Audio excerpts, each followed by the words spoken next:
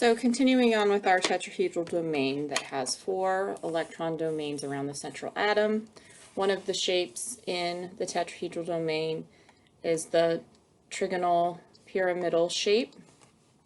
So let's look at this example with pH3. So looking up on the periodic table, phosphorus has 5 valence electrons. Each of the hydrogen contributes 1, so 3 times 1. So that's a total of 8 valence electrons. So we're always starting with counting our electrons to draw our Lewis dot structure.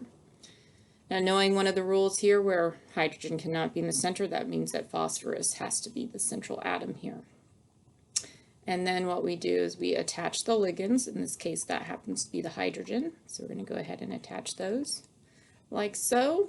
Now I've used 6 of my 8 valence electrons, and I've used them, so now I have 2 left. I've used 6 of the 8. And those other 2, because there's extras, you put them on the central atom.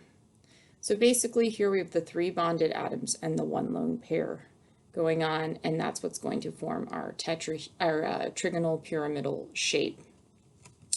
Now, one of the features here, if we're drawing like the ball and stick model here, the 3D is going to look like this, where it's sort of like a mini pyramid. This lone pair on the top pushes the other 3 atoms downward, and that gives us a degree angle that's less than 109.5, which would be the ideal bond angle of the tetrahedral domain.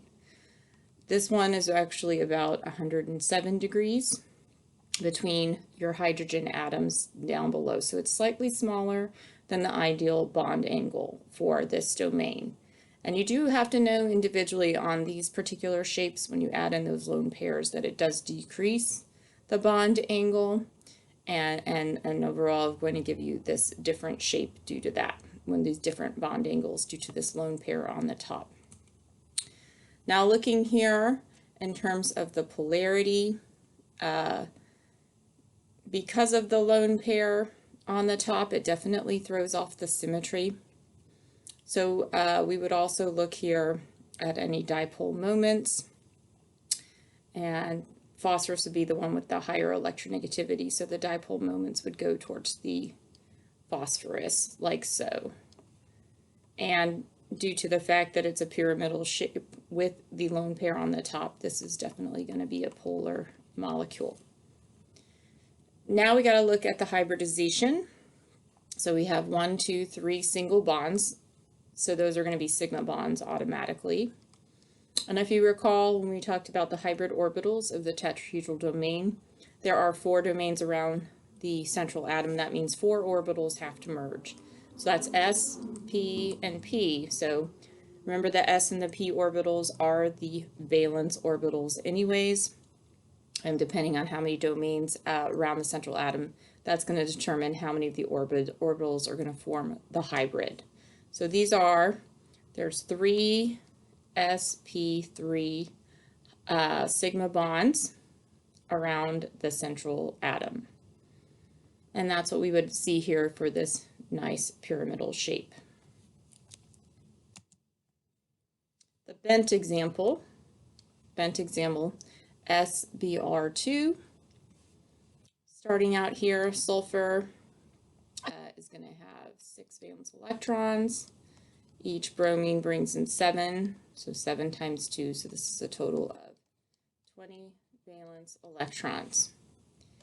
Sulfur is going to go in the center, be the central atom there. Now I've used 2, so now I'm down to 16, two per line here, 2 single bonds. Of course, then now we take our extra electrons and start satisfying the octets of the ligands out here. So that is another 12 that has gone, so there's 4 left, and then the last 4 will go on the central atom. Now this one has the 2 lone pairs, still 4 electron domains around here, but there's only 2 single bonds. The 2 single bonds are going to be sigma bonds. Once again, the hybridization for tetrahedral domain, 1s, 3 ps, and there's 2 of them, so 2 sp3 sigma bonds for this bent-shaped molecule. Also, dipole moments go towards the sulfur here, and due to the shape, bent-shaped molecules, look kind of like this. The bond angle, due to the fact that there are two lone pairs on it, is going to decrease even further than the 107 that we saw in the pyramidal. This one's going to actually be 104.5. Those lone pairs have pushed the angle even closer together.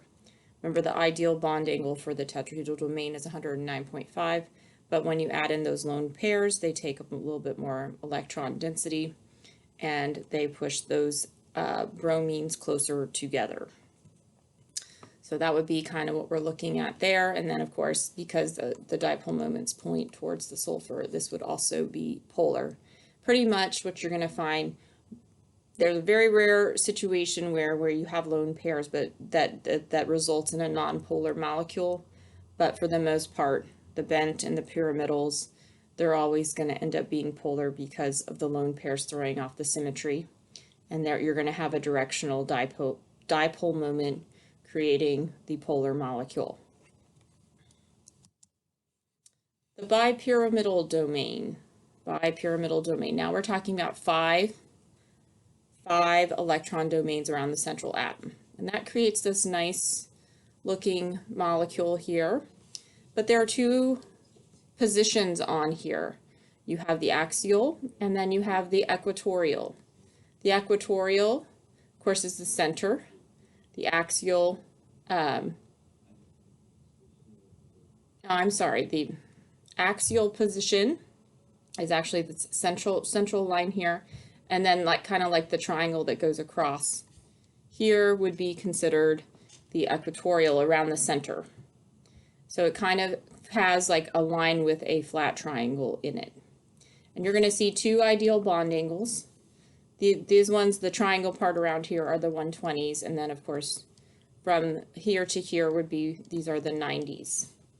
You're going to see that in your bipyramidal domain. Now there's multiple shapes that fall under here, because you can have multiple arrangements where you have bonded atoms and or lone pairs attached.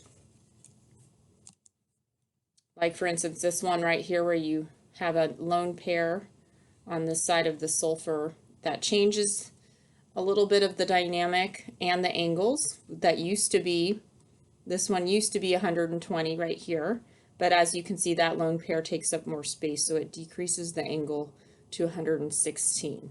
So when referring to, this is an example of Seesaw, but referring to that with that extra lone pair, or with the lone pair on it rather than a bonded atom, does kind of change the shape there. So because of that, you would want to label this one. They're not going to say you need to know 116, but they would say it's like slightly less than 120 there.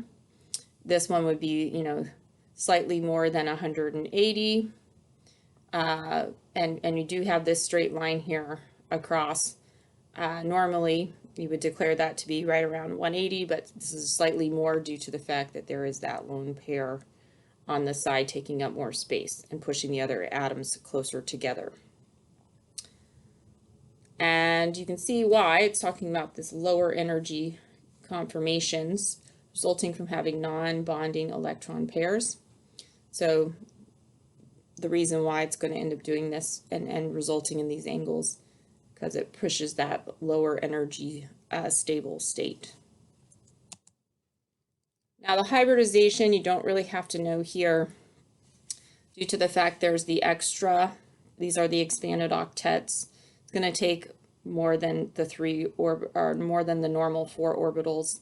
So you would say that there's the S, the 3p, and then 1d orbital merging around the central atom, but on the AP exam, they don't expect you to know or even be able to address the hybridization for the bipyramidal or the octahedral domain. Apparently it's a little controversial too, as to, does that d orbital really play a huge role here or not?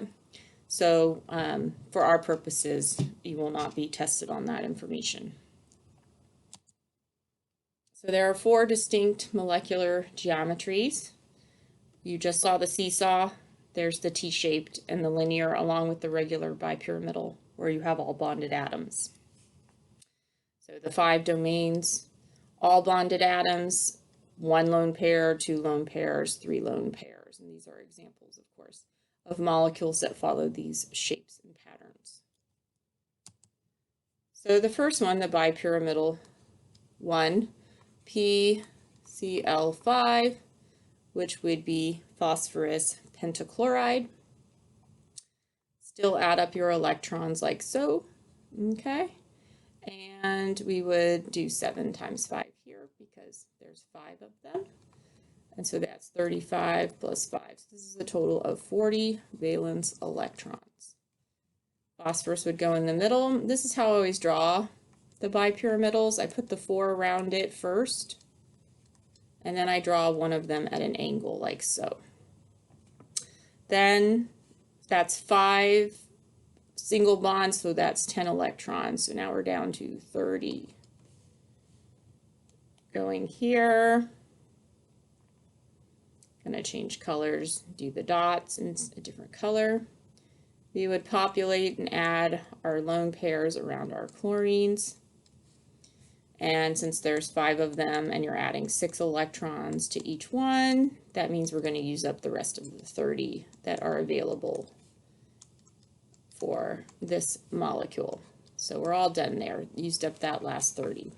Now what you can see here is there's 10 around the phosphorus. That's why it's known as an expanded octet, because it has more than the normal 8. Phosphorus is able to do this because it is in the 3rd row or the 3rd period where it does have access to d orbitals and can add in extra electrons.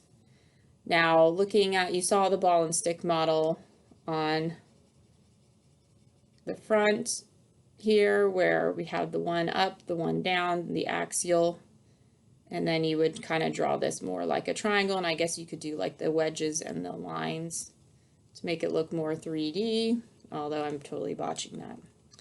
Let's start over. See if I can draw this a little bit better. We have the phosphorus in the middle, chlorines, one here, and then one can go back. And remembering that this angle here is about 120, or is 120, because this one's all bonded atoms. And then these guys are all 90s on this particular shape. Now we would say that we have 5 sigma bonds. We're not going to identify the hybridization, like I said, because you won't be tested on that. And if you also look at the symmetry here, all of the dipole moments go towards the chlorines. All of them do, like so, and that's why they would cancel out. And we would end up with a non-polar molecule because this shape is symmetrical, definitely symmetrical.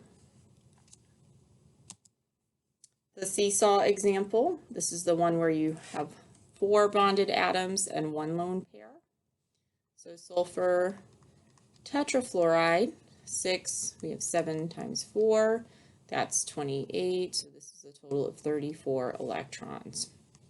Put the S in the middle, attach the 4 F's, that's going to be 8 electrons used. So 8 electrons done, that's going to be 26 left. 26 left. I need to put 6 on each fluorine anyways, so I'm going to use 24 of those. Change colors again. Let's go with green. And put my little dots around the fluorines.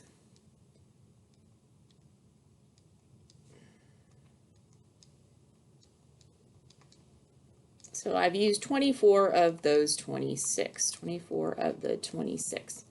I'm going to add the extra lone pair. So well, actually I used 24 of the 26, so I had 2 left. And then the extra lone pair goes on the central atom, giving it the expanded octet. So we have 2, 4, 6, 8, 10 around the sulfur. So 4 bonded atoms, 1 lone pair creates that seesaw molecule that you saw. And it does make the angle a little bit less over here between 2 of the fluorines. and this angle would be a little bit less than 120. And then this one you would declare is about 180, but it's a little bit greater than 180, just slightly 180. And then also imagining that these would be slightly less than 90 now that they've been pushed a little bit closer together, just slightly less. So that's how you would identify the angles on the sulfur tetrafluoride. Now looking here too, though, it's kind of a weird way to think about it because the way that the Lewis dot structure doesn't really give you a whole lot of idea of the shape. But if you think about it, all the dipole moments are going to point towards the fluorines. And by doing so, they all point towards the fluorines. Not that you can see these very well. Let me switch colors. Create a dipole moments here in red. So you can see that they're all going towards the fluorines out here. So you are going to have a polar molecule. The shape is definitely not symmetrical, and really like over here on this side of the molecules where you can get your partial negative, and then over here by the sulfur is the partial positive. So this one would be polar. Once again, you have 4 sigma bonds because you have 4 single bonds there, and we don't identify the hybridization. That will not be tested on the AP exam. The T-shaped BrF3. So we have Br, which is 7 times 3. So this one's going to be 28. 28 valence electrons. Bromine goes in the center. Add on your fluorines. That's 6 of the 28.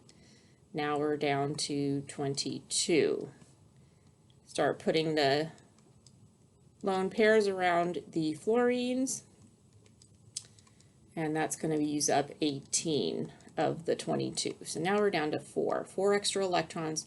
So you put 2 lone pairs on the central atom like so, and that's actually going to be the reason why the T shape will form. Really, you know, will look like this basic T shape configuration. Very much so in terms of the ball and stick model. Now this is a little bit, because you have the lone pairs up top, this is a little bit greater than 180. So a little bit greater than 180. And these, of course, are just slightly, they're around 90. They're probably slightly less, just slightly less than 90. And those would be the angles around your T-shaped example.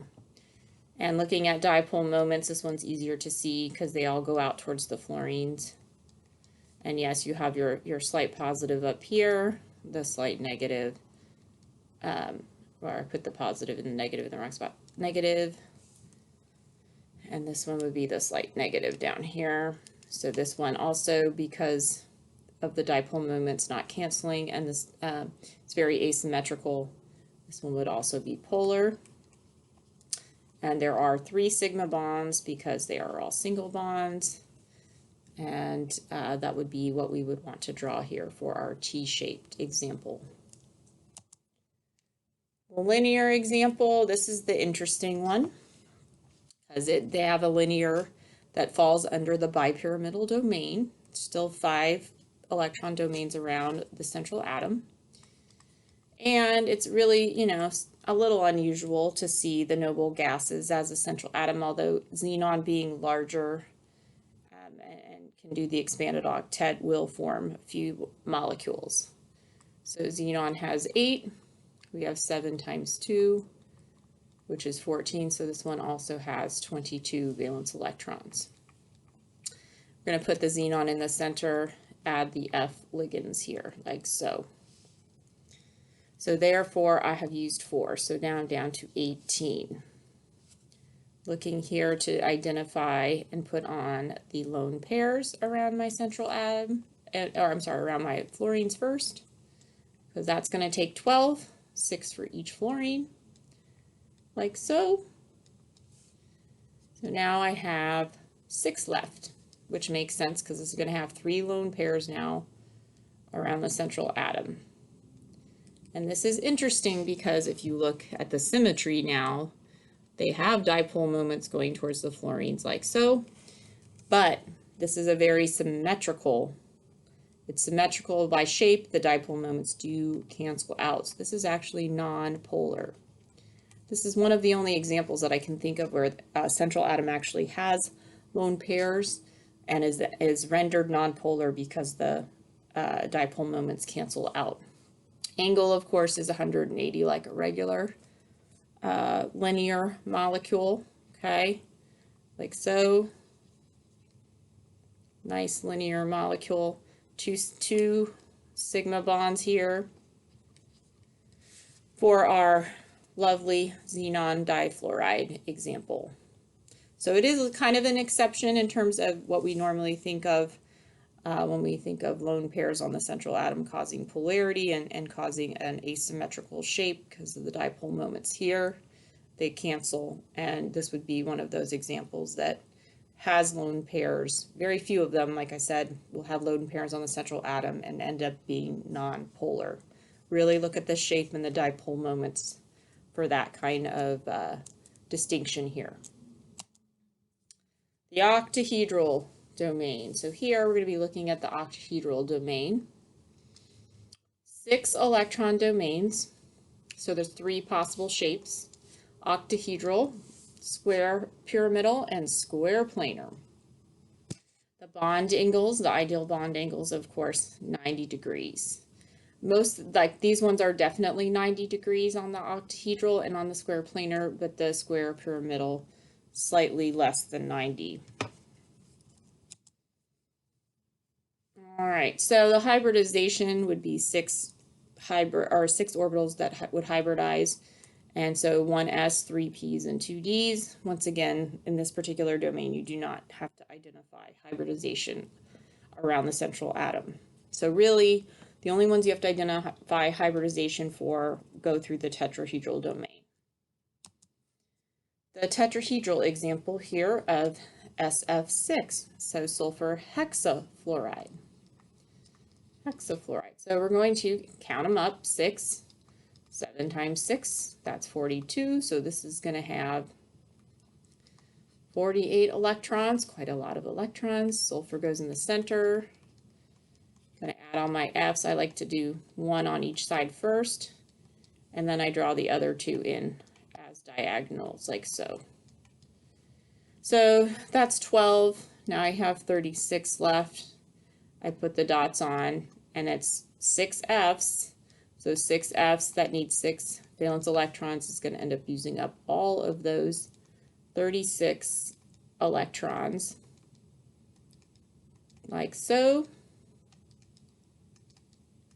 And then what you see here is your nice Lewis dot structure. Now ball and stick model, you're going to have the ones here on like sort of like an axial, and then it's sort of like a flat square around the center.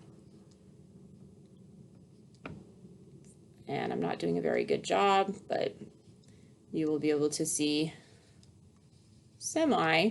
It's not very straight, but here they are, a bunch of 90-degree angles around everyone. Here too, 90, bunch of 90-degree angles. As you see, there are 6 sigma bonds because they're all single bonds. And then if you look here, all the dipole moments go towards the fluorines. So that means, since it's symmetrical, this is going to be non-polar. The only case here that would make this one a polar molecule is if one of the ligands was different. So say you had like 5 chlorines and 1 fluorine, then you would have a directional dipole going towards the fluorine, and it would be polar. So the only case is here when you have all bonded atoms and the molecule to be polar, one of the ligands has to be different than the other ones. The square pyramidal, BrF5, these are all expanded octets, as you can see, because they have valence electrons around the central atom. 7 times 5, so this is what, 42. The Br goes in the center. Once again, I add my fluorines like so. I'm going to put 1 on the diagonal. So that is 10, so I'm down to 32. And I add these around my Fs. Now there's 5 Fs with 6 valence electrons, so that's going to end up being 30 of the 32.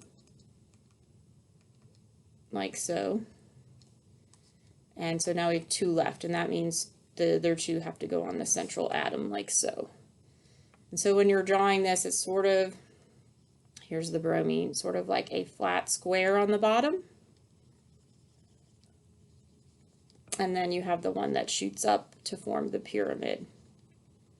So you have this kind of like flat square on the bottom, and then the one that goes up to form sort of the pyramid.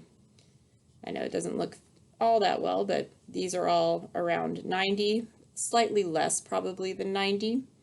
And then the ones here that go across on the bottom, those ones, you know, are more like 180s.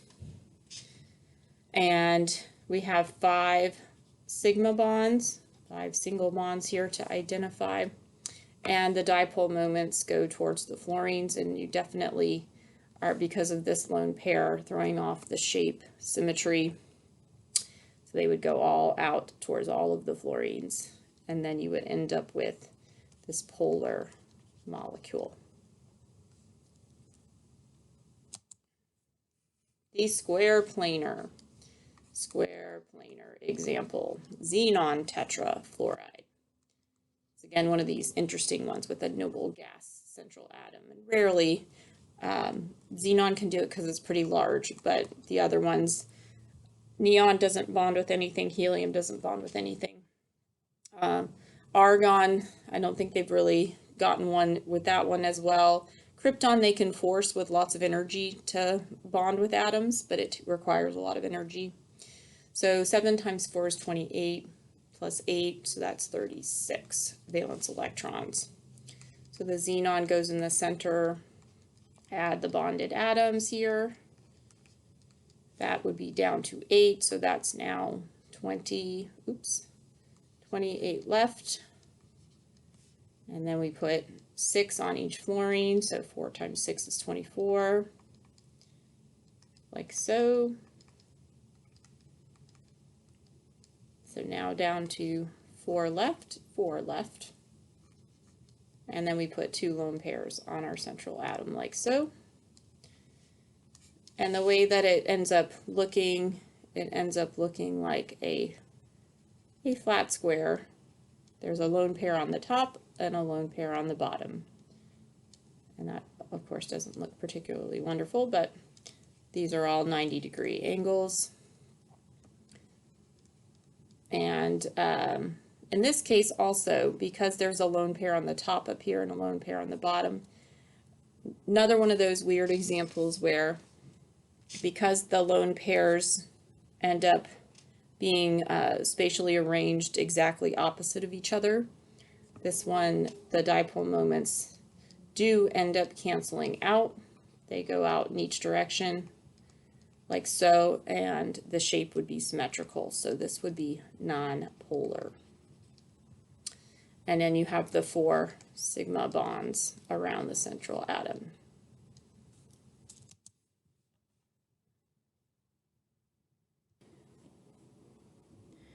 Okay, so looking at larger molecules, it makes more sense to talk about, on the larger molecules, geometry around a particular atom.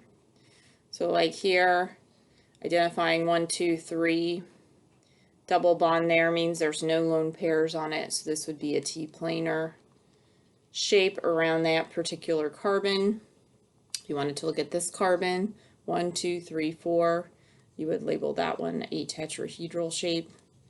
4 bonded atoms, no lone pairs, and so forth. This oxygen right here, the shape on it, of course, being bent. 2 atoms bonded, 2 lone pairs, then you get your bent shape. So for example, they could give you this big, huge organic molecule like this one and want you to determine the molecular geometry, the hybridization, type of bonds, sigma and pi, bond angles for the starred atoms.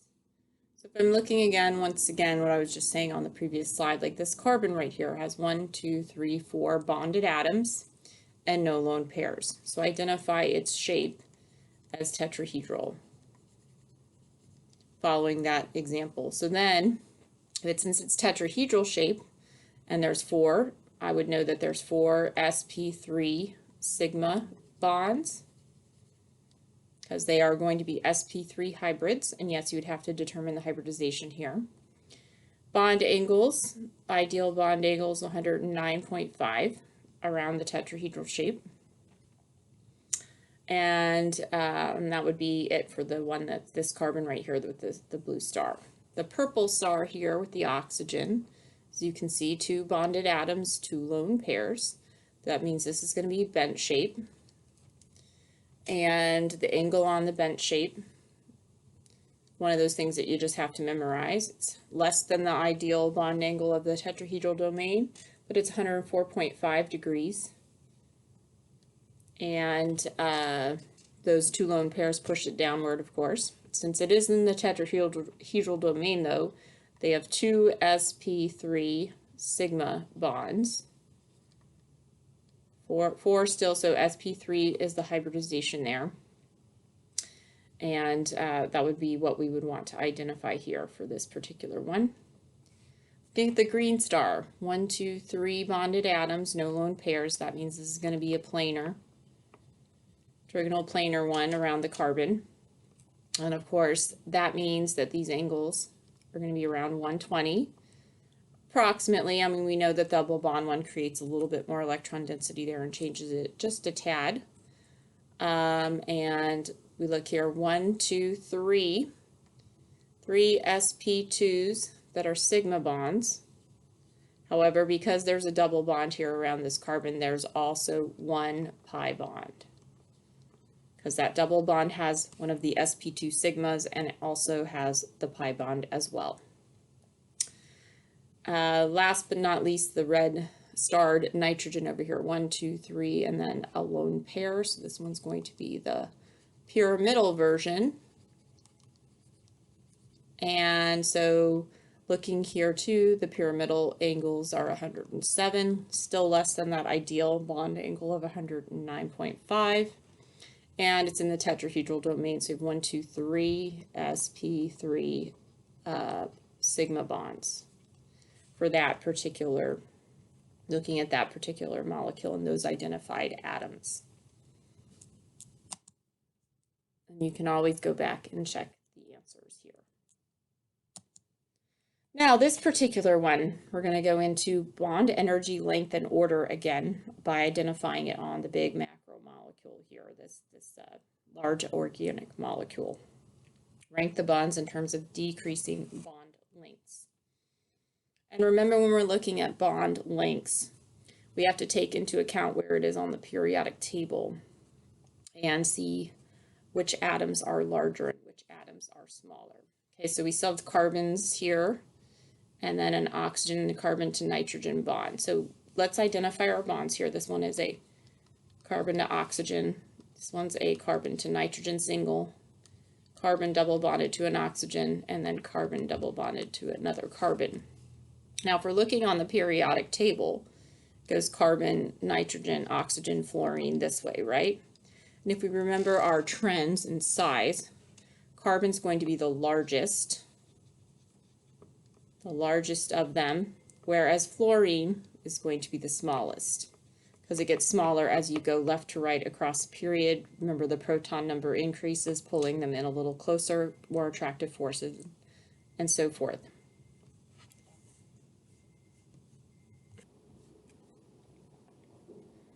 So if we know our bond lengths, then you can look here.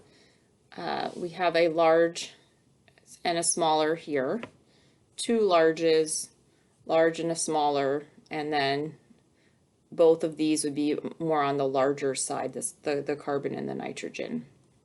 So if I'm looking at size here, Also know, remember, in terms of bond lengths, double bonds are shorter than single bonds. Triple bonds are the shortest, double bonds are the second shortest, and then the single bonds are the longest. So when I'm identifying them in terms of decreasing bond lengths, I want the largest first. So it looks like the largest one is going to be between this carbon and nitrogen here.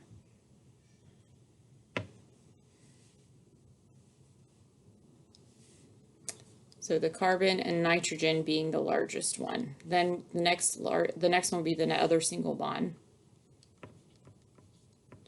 Okay, then out comparing these two, the carbons are on the larger side, so that would be, out of the double bonds, the larger one.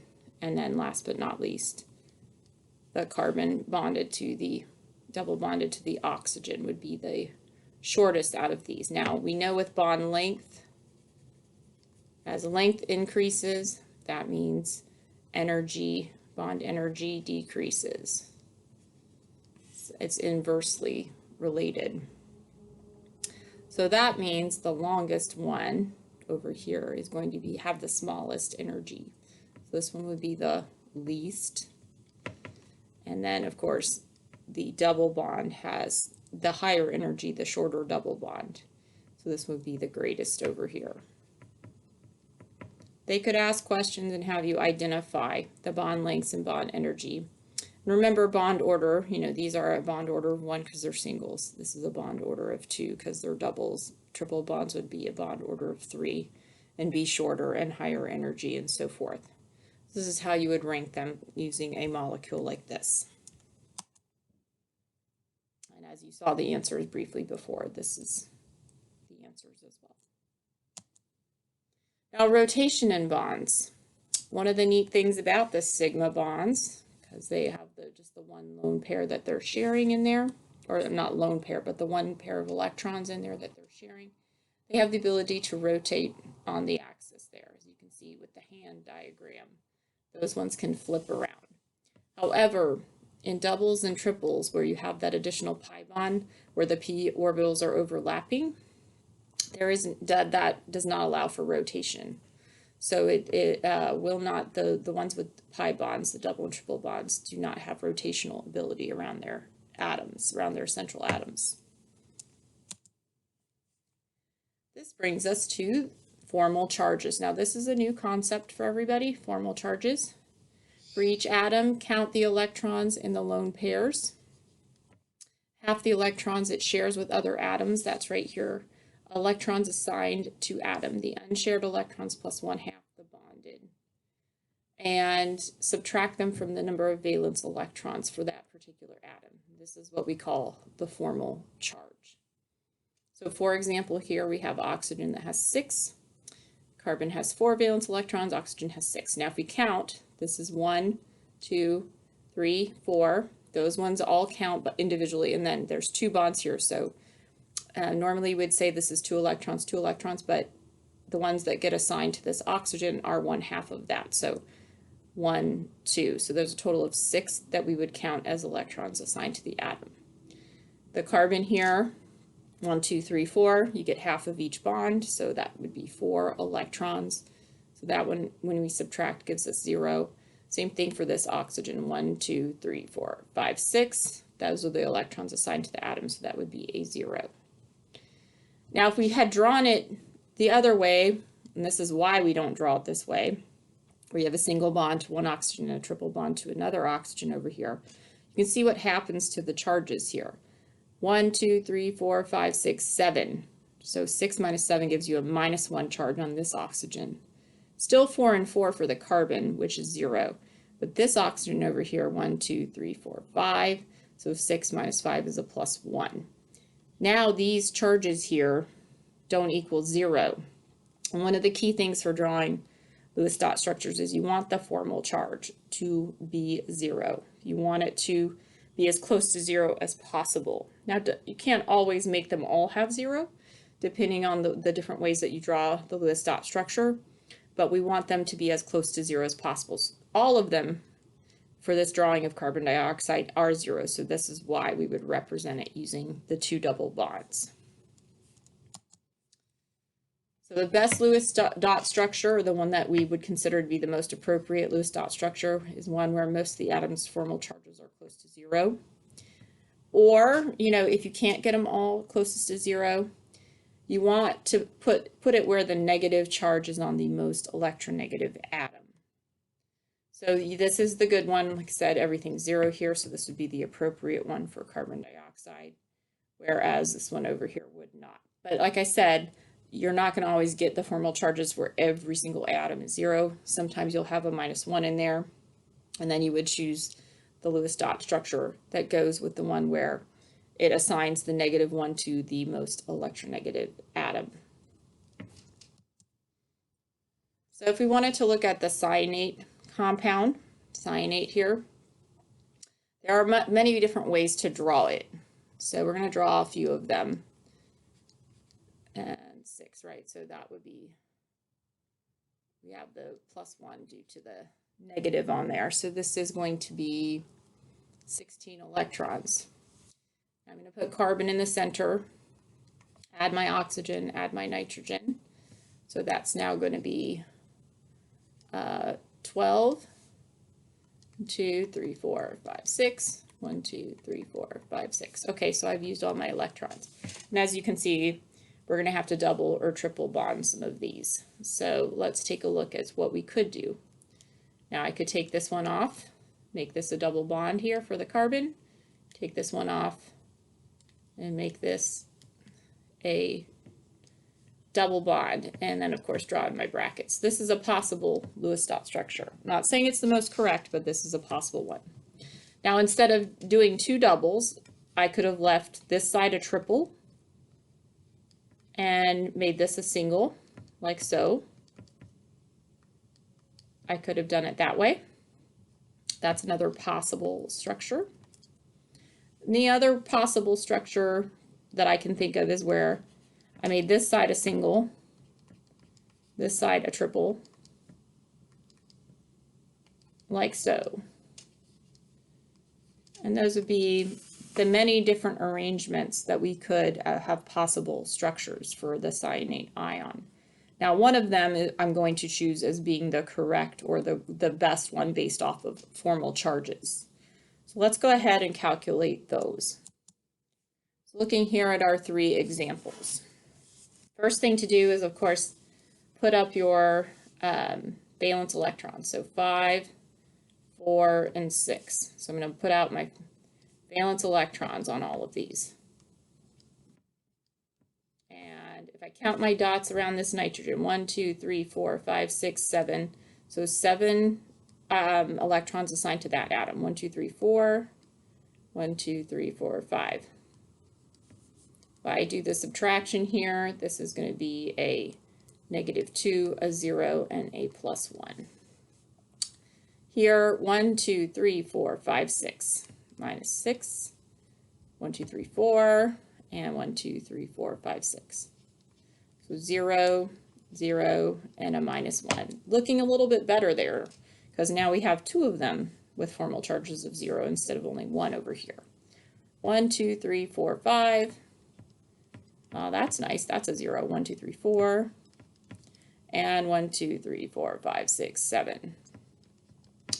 All right, so looking here, I'm going to either choose between this one and this one as the appropriate Lewis dot structure because they both have 2 zeros and a -1. Close, so 2 of the atoms are 0 and 1 is not. What we have here then, looking at this particular example, is to decide between which one gets the negative, the oxygen or the nitrogen. Oxygen happens to be the more electronegative atom, so this would be the more appropriate drawing for the cyanate ion. This would be the one that I would want to assign here. And I would base it off the fact that I have 2 zeros and a -1, where the -1 is assigned to the more electronegative atom. And that would be the correct answer.